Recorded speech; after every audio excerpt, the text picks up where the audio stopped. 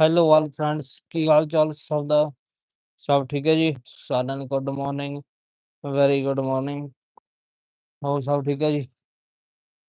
ਲਓ ਜੀ, ਆ ਜਾਓ ਲਾਈਵ ਤੇ। ਤੁਹਾਡਾ ਲਾਈਵ 'ਚ ਬਹੁਤ-ਬਹੁਤ ਸਵਾਗਤ ਹੈ ਜੀ। ਫਟਾਫਟ ਲਾਈਕ, ਸ਼ੇਅਰ, ਕਮੈਂਟ ਨਾਲ ਦੀ ਨਾਲ ਕਰ ਦਿਓ ਜੀ।